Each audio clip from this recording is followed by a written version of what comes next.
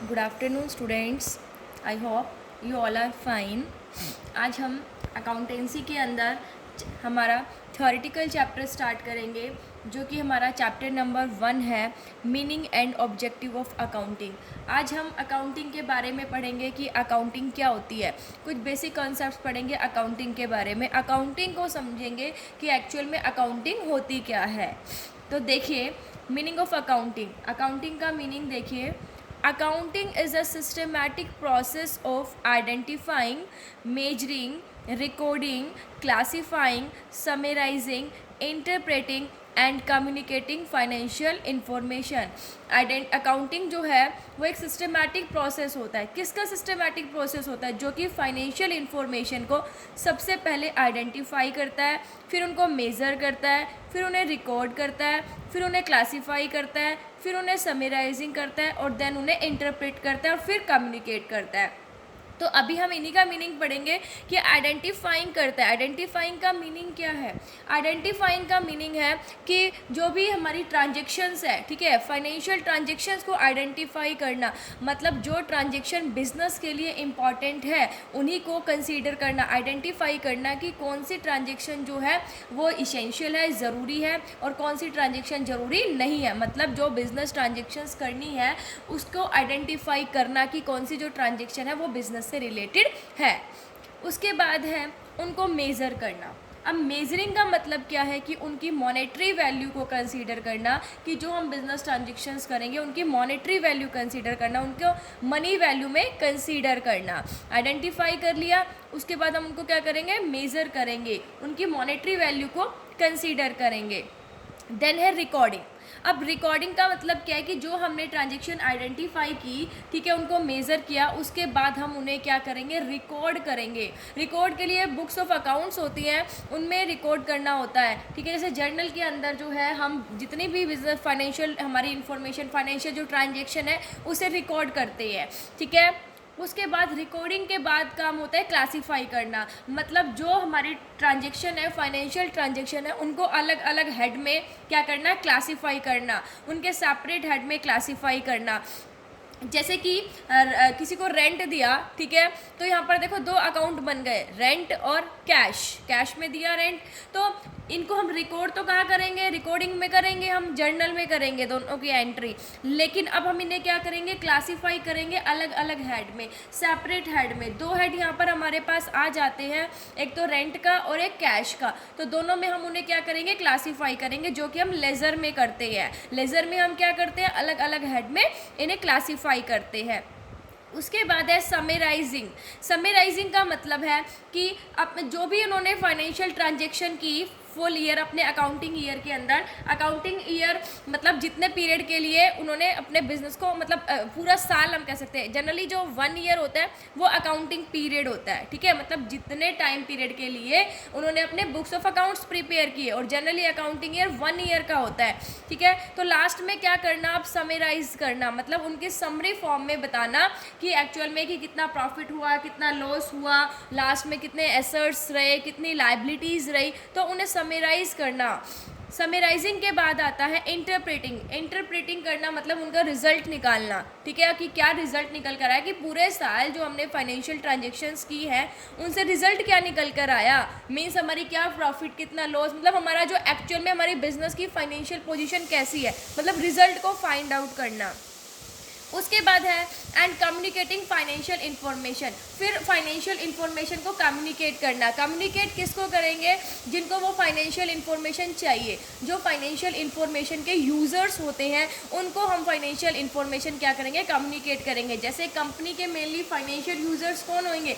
Share holders होंगे, है ना। तो उनको क्या करना है, और जो हमारी जो पब्लिक है उनको, ठीक है। तो ये क्या करते हैं? अकाउंटिंग के थ्रू कम्युनिकेट किया जाता है फाइनेंशियल इन्फॉर्मेशन को। थोड़ी थोड़ी जो इन्फॉर्मेशन है वो अपनी क्या करते हैं? लोगों को बताते हैं, ठीक है, उनको प्रोवाइड करते हैं इन्फॉर्मेशन। जो यूज़र्स होते हैं इंफॉर्मेशन के इंटरनल और एक्सटर्नल, मतलब दोनों को क्या करना, कम्युनिकेट करना। तो अकाउंटिंग क्या होती है? Accounting is a systematic process of identifying, measuring, recording, classifying, summarising, interpreting and communicating financial information. मतलब अकाउंटिंग जो है वो एक सिस्टमैटिक प्रोसेस होता है जिसके अंदर सबसे पहला काम आइडेंटिफाई करना होता है। ये नहीं आप पहले रिकॉर्डिंग कर रहे हो, क्लासीफाइंग कर रहे हो, देन आइडेंटिफाई, नहीं।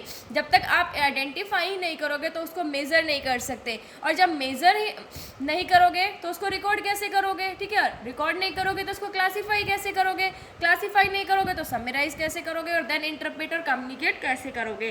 तो अकाउंटिंग एक सिस्टमैटिक प्रोसेस होता है जिसके अंदर फाइनेंशियल इंफॉर्मेशन को आइडेंटिफाई किया जाता है, उनको मेज़र किया जाता है, मतलब उनकी मॉनेटरी वैल्यू को कंसीडर किया जाता है, उनकी रिकॉर्डिंग की जाती है, उनको क्लासीफाई किया जाता है, अलग अलग सेपरेट हेड में डाला जाता है, उन्हें समराइज़ किया जाता है, उनकी समरी फॉर्म बताई जाती है, इंटरप्रेट रिजल्ट्स को फाइंड आउट किया जाता है, और देन जो भी यूज़र्स हैं फाइनेंशियल इंफॉर्मेशन के, उनको इंफॉर्मेशन प्रोवाइड की जाती है।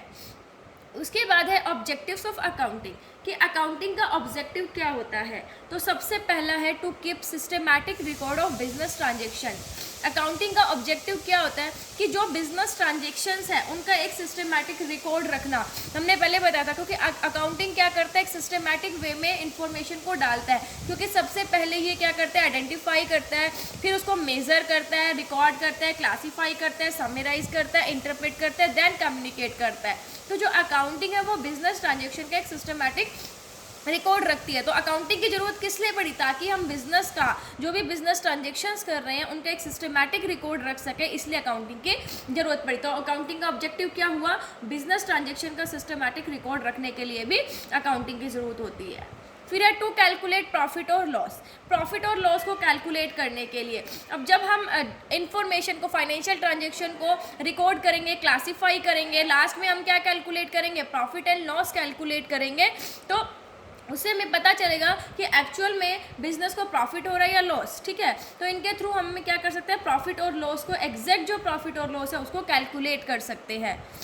देन है to provide information to various parties. जो अकाउंटिंग है, अकाउंटिंग के थ्रू हम जो वेरियस पार्टीज़ हैं, जो इंटरनल यूज़र्स हैं, एक्सटर्नल यूज़र्स हैं इंफॉर्मेशन के, उनको इंफॉर्मेशंस प्रोवाइड करते हैं। तो अकाउंटिंग क्या करता है, उनको इंफॉर्मेशन प्रोवाइड करता है। अब शेयर होल्डर्स है, उसे इन्वेस्ट करना है, तो वो इन्वेस्ट कब करेगा? सबसे पहले वो बिजनेस की फाइनेंशियल पोजीशन देखेगा, कंपनी की फाइनेंशियल पोजीशन देखेगा, उसके प्रॉफिट और लॉस को देखेगा।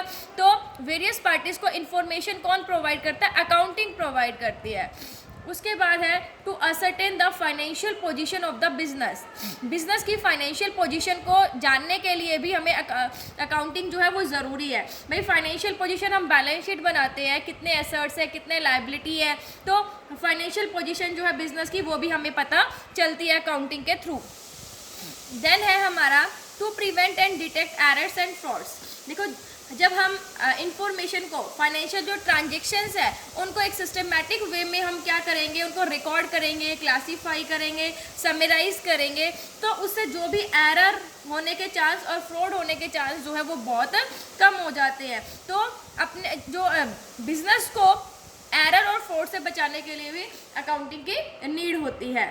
देन है to ascertain the progress of the business from year to year. देखो, ईयर टू ईयर, हर साल अपनी बिजनेस की प्रोग्रेस को जानने के लिए भी हमें अकाउंटिंग की ज़रूरत पड़ती है। क्योंकि देखो, हम क्या करते हैं, अकाउंटिंग हर ईयर हम क्या करते हैं, अपने अकाउंट्स प्रिपेयर करते हैं, trading and profit and loss account prepare करते हैं, बैलेंस शीट प्रिपेयर करते हैं।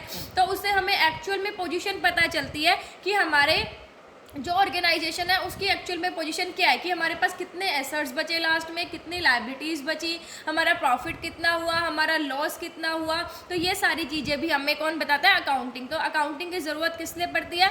बिजनेस ट्रांजेक्शन को सिस्टमैटिक रिकॉर्ड करने के लिए, प्रॉफिट और लॉस को कैलकुलेट करने के लिए भी अकाउंटिंग की नीड होती है। जो वेरियस पार्टीज़ है, ठीक है, इंटरनल और एक्सटर्नल जो यूज़र्स हैं, उनको इन्फॉर्मेशन प्रोवाइड करने के लिए भी हमें अकाउंटिंग की ज़रूरत पड़ती है। अपने बिजनेस की फाइनेंशियल पोजीशन को जानने के लिए भी अकाउंटिंग की नीड होती है। उसके बाद है जो भी एरर्स एंड फ्रॉड्स है, ठीक है, उससे बचाने के लिए भी अकाउंटिंग की ज़रूरत होती है, और अपने बिजनेस की प्रोग्रेस को जानने के लिए भी हमें अकाउंटिंग की ज़रूरत होती है। तो आज हमने ये पढ़ा कि अकाउंटिंग क्या होती है, तो समझ में आया कि अकाउंटिंग क्या है। अकाउंटिंग जो है वो फाइनेंशियल इंफॉर्मेशन को आइडेंटिफाई करती है, उनको मेज़र करती है, मतलब उनको मॉनेटरी वैल्यू कंसीडर करती है, उनकी रिकॉर्डिंग करती है, उनको अलग अलग सेपरेट हेड में क्लासीफाई किया जाता है, फिर उनकी समराइज फॉर्म निकाली जाती है, इंटरप्रेट किया जाता है और फिर कम्युनिकेट किया जाता है। तो ये था हमारा अकाउंटिंग का मीनिंग। आई होप आप सबको समझ में आ गया होगा।